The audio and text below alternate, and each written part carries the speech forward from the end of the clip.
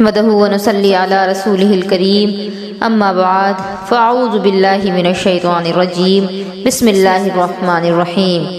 معزز سامعین و سامعات، السلام علیکم ورحمۃ اللہ وبرکاتہ۔ ابھی ہمارے ہندوستان میں دیوالی کا ماحول چل رہا ہے اور دیوالی بڑے ہی زور شور کے ساتھ منائی جاتی ہے۔ تو یہ تہوار جن کے لیے ہے وہ تو اس کو مناتے ہی ہیں، وہ تو ان کے لیے جائز ہے ان کے مذہب کے اعتبار سے، لیکن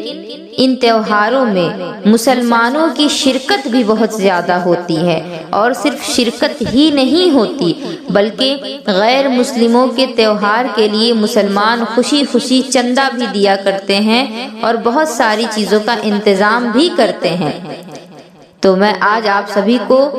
ان چیزوں کے متعلق جو ضروری مسائل ہیں وہ بتاؤں گی کہ دیوالی ہو یا درگا پوجا ہو، اس طرح سے غیر مسلموں کا کوئی بھی تہوار ہو، کیا ان میں مسلمان شرکت کر سکتے ہیں، اور ان کی مٹھائیاں، ان کے پھل، کیا وہ چیزیں مسلمان کھا سکتے ہیں، یا اگر وہ اپنے گھر بلائیں، دعوت کریں مسلمانوں کی، تو کیا مسلمان ان کے گھر جا سکتے ہیں، ان کی دعوت قبول کر سکتے ہیں؟ ان چیزوں کے بارے میں آج آپ لوگوں کو بتاؤں گی، کیونکہ ہمارا جو معاشرہ ہے اس میں مسلمانوں کے ساتھ ساتھ غیر مسلم بھی ہیں، اور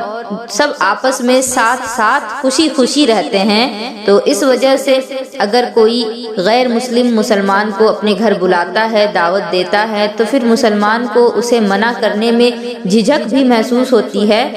جس کی وجہ سے بہت سارے سوالات آتے ہیں کہ اس وقت ہم کیا کریں۔ تو میں آج آپ سبھی کو اس بیان میں ان چیزوں سے روبرو کراؤں گی، لہٰذا میری گزارش ہے کہ بیان کو پورا سنیں اور ساتھ ہی ساتھ عمل کرنے کی بھی کوشش کریں، اور زیادہ سے زیادہ لوگوں تک ثواب کی نیت سے شیئر بھی کریں۔ غیر مسلموں کے تہوار کے بارے میں اعلیٰ حضرت امام احمد رضا فاضل بریلوی علیہ الرحمۃ الرضوان فرماتے ہیں کہ غیر مسلموں کا اگر کوئی تہوار چل رہا ہو اور اس دوران اگر مسلمان کوئی خاص قسم کی مٹھائی جو کہ غیر مسلموں کے تہوار کے لیے بنائی جاتی ہے، ان کے چڑھاوے کے لیے بنائی جاتی ہے، اگر ان دنوں میں مسلمان وہ مٹھائیاں خرید کر کے اپنے گھر لائے کہ کافر ان کو کھا رہے ہیں، غیر مسلم کھا رہے ہیں، ہمارے بچے دیکھیں گے تو وہ بھی اس کو کھانا چاہیں گے، اگر ان دنوں میں جن دنوں ان کے تہوار چل رہے ہیں اگر کوئی مسلمان ان کے خاص قسم کی مٹھائیاں یا پھل جو وہ چڑھاوے میں چڑھایا کرتے ہیں، جن کی وہ پوجا کرتے ہیں، جو پرساد ان کا ہوتا ہے، اگر اس کا استعمال مسلمان بھی کریں، خرید کر کے لائیں، تو ان کے لیے اعلیٰ حضرت عظیم البرکت کا فتویٰ ہے کہ جو خرید کر کے اپنے گھر لائے تو گویا کہ اس نے کفر کیا، اس کو کافر کہا جائے گا۔ میں یہ نہیں کہتی کہ آپ مٹھائیاں نہیں کھائیں، آپ پھل نہیں کھائیں، آپ جان رہے ہیں کہ ان کا تہوار کس دن ہے، کس تاریخ ہے، اور آپ کو یہ بھی معلوم ہے کہ آپ کے بچے بھی ضد کریں گے، تو آپ ایک دن پہلے ہی گھر پر لا کر رکھ لیں یا ایک دن بعد لا کر کے رکھیں، لیکن دن سیم نہیں ہونا چاہیے، کیونکہ اگر اسی دن آپ خریدتے ہیں تو پھر ان سے مشابہت ہو جائے گی، اور میرے نبی نے فرمایا ہے کہ جو جس کی طرح کام کرے گا، جو جس کا مشابہت اختیار کرے گا، قیامت کے دن وہ ان کے ساتھ اٹھایا جائے گا۔ اسی وجہ سے ہمارے نبی نے فرمایا کہ یہود و نصارہ کی مشابہت نہ کرو،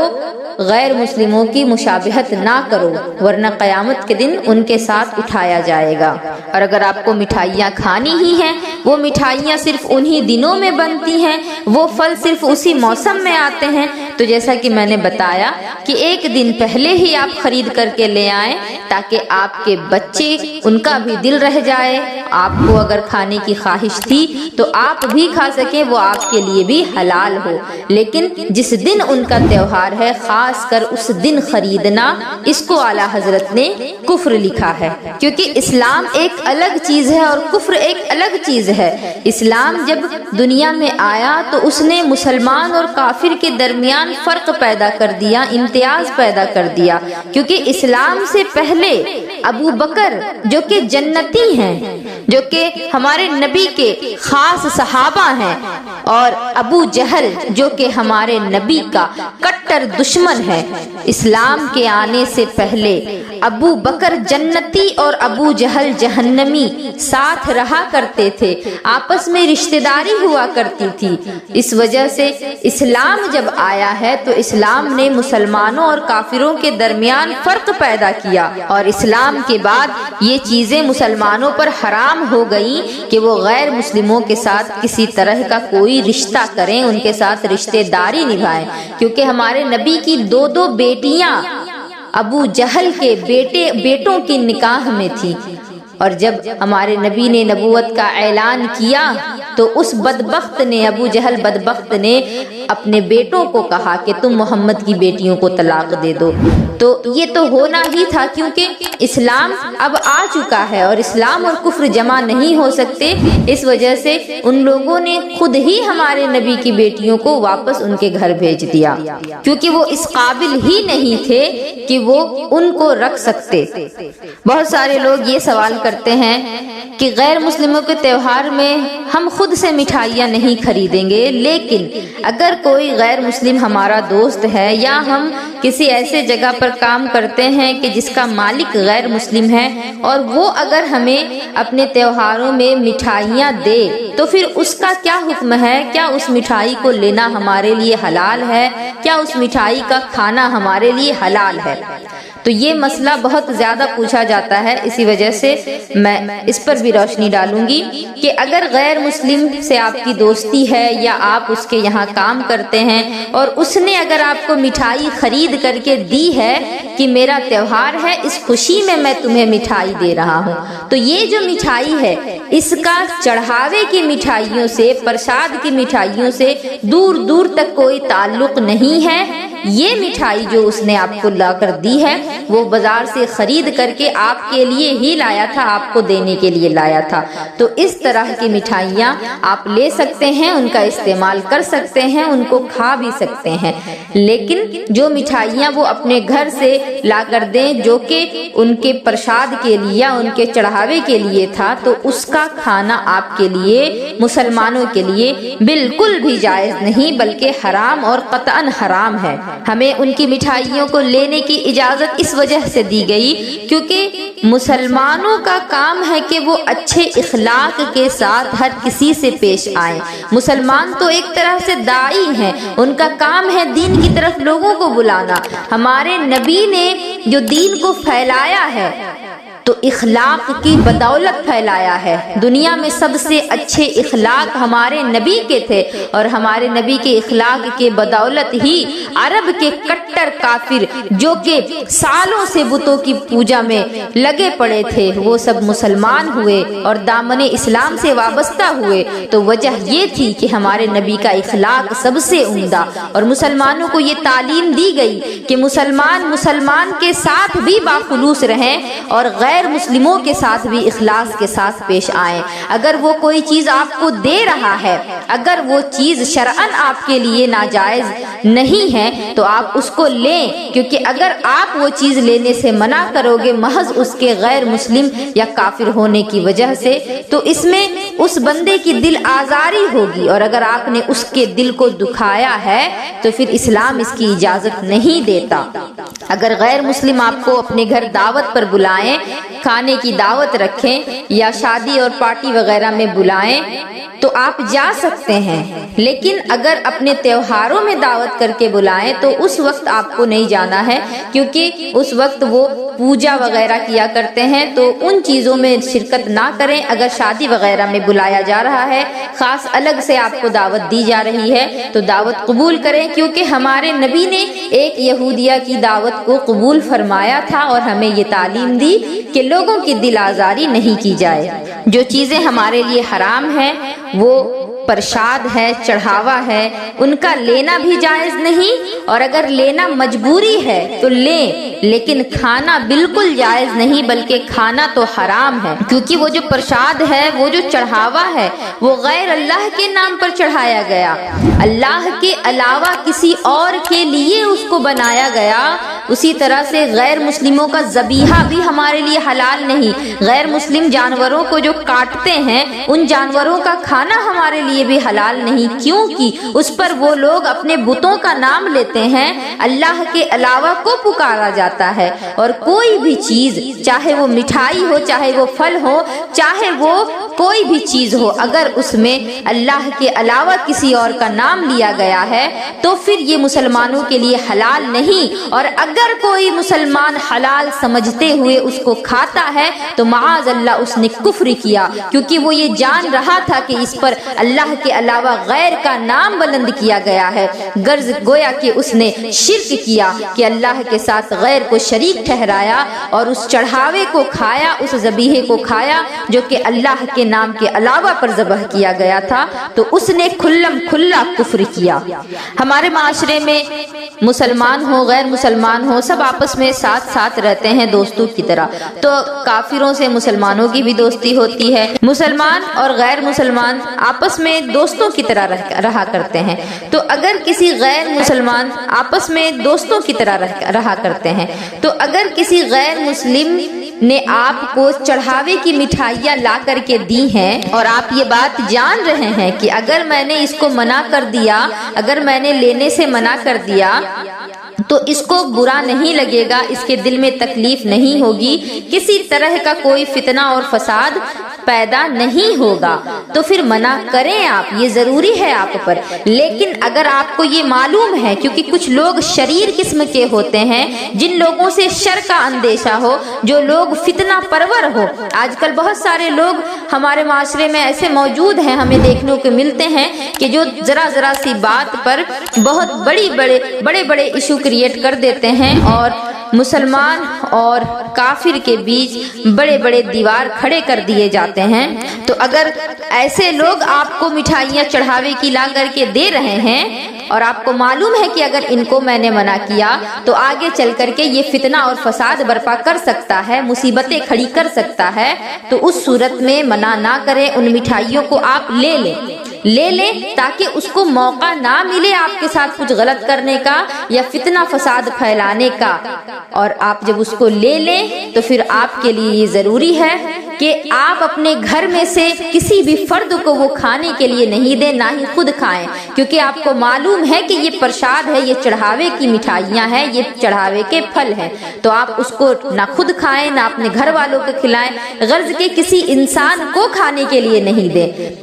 اور اگر آپ پریشان ہیں کہ اب اس مٹھائی کا، اس پھل کا کیا کیا جائے، تو پھر سب سے بہتر طریقہ یہ ہے کہ آپ اس کو دفن کر دیں، اس سے کسی کی دل آزاری بھی نہیں ہوگی اور آپ گناہ سے بھی بچ جائیں گے۔ اور اگر آپ کے گھر میں جانور وغیرہ ہیں، اگر آپ نے ان کو بھی کھانے کو دے دیا ہے تو اس میں بھی حرج نہیں ہے، کیونکہ آپ کو معلوم ہے کہ اگر اسے ڈائریکٹ منع کر دیا جائے گا تو پھر فتنہ فساد پر یہ امڑ آئے گا، یہ انسان ضرور فتنہ پیدا کرے گا، اور ہمارا جو معاشرہ ہے ہمیں آپس میں مل جل کر کے ساتھ میں رہنا ہے، کیونکہ ہمارا ہندوستان ایک ایسا ملک ہے جہاں الگ الگ مذہب سے تعلق رکھنے والے لوگ ساتھ میں رہا کرتے ہیں، تو اس کی سب سے بڑی وجہ یہ ہے کہ ہر کوئی ایک دوسرے کا خیال کرتا ہے، لہٰذا ہمارے لیے بھی ضروری ہے کہ ہم خیال کریں کہ ان کی دل آزاری نہ ہو۔ جیسا کہ میں نے ابھی بتایا کہ میرے نبی کو ایک یہودیہ نے دعوت دی تو آپ نے اس کی دعوت کو قبول بھی کیا،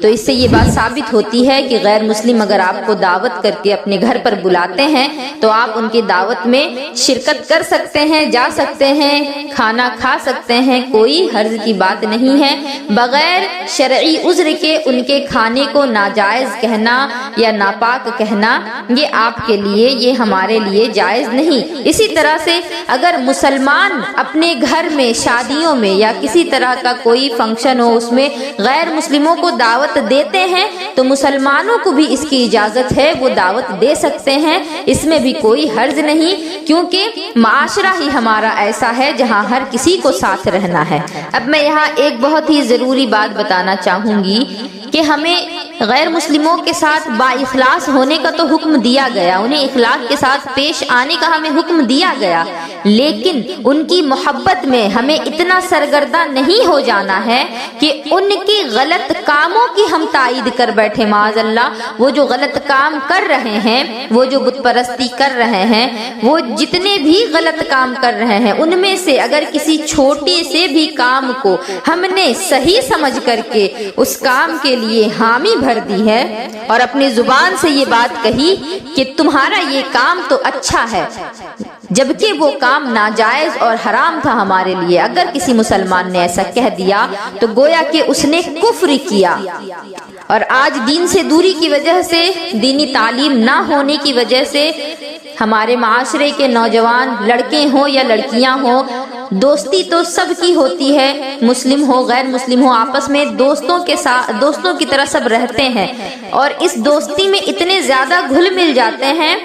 کہ مسلمان جو ہیں وہ کافروں کے مذہب کو، غیر مسلموں کے مذہب کو اچھا سمجھنے لگتے ہیں۔ وہ یہ سمجھنے لگتے ہیں کہ ان کو تو کسی طرح کی کوئی پابندی نہیں، نہ ان کو پردہ کرنا ہے، نہ ہی ان کو مردوں سے بچنا ہے، نہ ہی ان کو 5 وقت ٹائم پر نماز پڑھنی ہے، نہ ہی ان کو مہینے بھر کا روزہ رکھنا ہے۔ ہمارے مذہب سے اچھا تو ان کا ہی مذہب ہے۔ معاذ اللہ ثم معاذ اللہ، اگر اس طرح کا کوئی خیال بھی آپ کے ذہن میں آتا ہے اور آپ نے اس کو صحیح سمجھا ہے تو آپ نے کفر کیا۔ اگر اس طرح کا کوئی کام آپ کر چکے ہیں تو آپ کے لیے تجدید ایمان ضروری ہے، دوبارہ سے آپ مومن بنے، مسلمان بنے، قاضی کے پاس جا کر کے دوبارہ اسلام قبول کریں اور ان چیزوں سے توبہ کریں اور آئندہ کبھی بھی ان چیزوں کی طرف نہ جانے کا قسم لے لیں۔ یہاں میں ایک اور ضروری بات بتانا چاہوں گی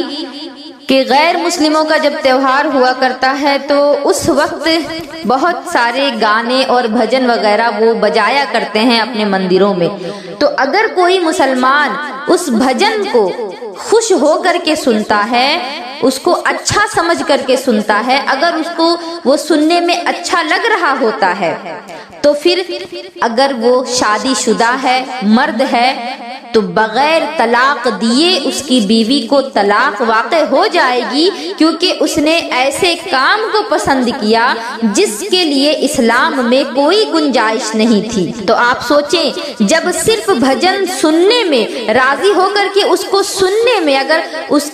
کو جو وہ سن رہا ہے، اگر سننے میں اس کو اچھا لگ رہا ہے اور وہ اس کو خوشی خوشی سن رہا ہے، تو صرف سننے کی وجہ سے بیوی کو طلاق ہو جاتی ہے، تو پھر سوچیں ذرا کہ غیر مسلموں کا جو چڑھاوا ہے، اگر کوئی مسلمان اس کو کھا لیتا ہے جائز سمجھ کر کے، تو پھر اس کے ایمان کی تو پھر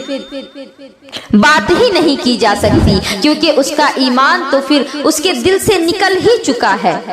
میں یہاں ایک بہت ضروری بات بتانا چاہوں گی،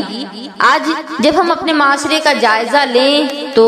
لوگوں کو ہم دیکھتے ہیں کہ نہ لوگوں کا دل نماز میں ہے، نہ ہی عبادات میں ہے، نہ ہی نوافل میں، نہ ہی فرائض میں، نہ ہی کسی اچھے کام میں جو انسانیت کے اعتبار سے ہو۔ کسی بھی طرح سے اچھائی کی طرف لوگوں کا ذہن جاتا ہی نہیں، لوگوں کا رجحان ہی نہیں جاتا۔ تو اس کی ایک سب سے بڑی وجہ یہ ہے کہ جو چیزیں ہم اپنے پیٹ کے اندر ڈال رہے ہیں، جو غذا ہم کھا رہے ہیں، اگر ہم طاقت والی چیزیں کھائیں گے تو اس کا اثر ہمیں دیکھنے کو ملتا ہے کہ ہمارا جسم توانا اور طاقتور ہوتا ہے، اور وہی اگر ہم کوئی خراب چیز کھائیں گے تو اس کی وجہ سے ہم بیماریوں میں مبتلا ہو جاتے ہیں۔ تو اسی سے ہمارے ایمان کا ایک بہت بڑا رشتہ ہے، کیونکہ جسم میں جب غذا ہوتی ہے تو ہمیں کام کرنے کے لیے طاقت ملتی ہے، تو اگر غذا ہماری حلال ہو، پاک ہو، جائز ہو، تو ہمارا دل اچھے کاموں میں لگے گا، نماز میں ہمارا دل لگے گا، ہمارا دل اللہ کے بندوں کو دین کی طرف لانے میں لگے گا، مخلوق کی خدمت کرنے میں لگے گا۔ اور اگر پیٹ کے اندر ہی حرام جا رہا ہے، ناجائز کھا رہے ہیں، حرام کو حلال سمجھ کر کے اگر کھا رہے ہیں، تو پھر آپ کو نماز کی توفیق کیسے ہو سکتی ہے، آپ کو روزوں روزوں کی توفیق کیسے ہو سکتی ہے؟ آپ کو زکات و صدقات کی توفیق کیسے ہو سکتی ہے؟ پھر تو یہی کہنے کو آئے گا کہ نمازوں میں دل نہیں لگتا، روزوں کے لیے طاقت نہیں ملتی، اور صدقات و خیرات کرنے کے لیے جیب میں پیسے نہیں ہوتے۔ آپ کے پاس پیسے کیسے ہو سکتے ہیں؟ آپ تو انہیں حرام غذاؤں میں ختم کر رہے ہیں۔ آپ کا دل عبادتوں میں کیسے لگ سکتا ہے؟ آپ حرام غذا سے اپنے پیٹ کو بھر رہے ہیں۔ جب غذا اچھی اور پاکیزہ اور حلال ہوگی تو حلال کاموں میں، جائز کاموں میں، نیکی کے کاموں میں من بھی لگے گا، اور جب ہماری غذا ہی ناپاک اور ناجائز اور حرام ہوگی تو پھر ہمارا دل بھی اچھے کاموں میں نہیں لگے گا، اور ہمارا رجحان بھی غیروں کی طرف زیادہ ہوتا جائے گا، اور ہمارا من عبادت میں نہیں لگ پائے گا۔ میں امید کرتی ہوں کہ اس بیان میں نے آپ لوگوں کو جتنی باتیں بتائیں ان سے آپ سبھی فائدہ ضرور حاصل کریں گے اور اس پر عمل کرنے کی بھی کوشش کریں گے، اور میری گزارش ہے کہ اس بیان کو آپ لوگ زیادہ سے زیادہ شیئر کریں، کیونکہ ابھی وقت ہی ایسا چل رہا ہے کہ اگر ان مسائل سے لوگوں کو واقفیت نہیں ہوگی تو اس کی وجہ سے معاذ اللہ کفر تک لوگ پہنچ سکتے ہیں۔ اسی لیے یہ آپ سب کی ذمہ داری ہے، میری ذمہ داری میں نے پوری کی، اب آپ سب کی ذمہ داری ہے کہ اپنے مسلمان بھائی بہنوں کے خیر خواہ بنتے ہوئے اس بیان کو سبھی تک پہنچائیں۔ وما علینا الا البلاغ۔ السلام علیکم ورحمۃ اللہ وبرکاتہ۔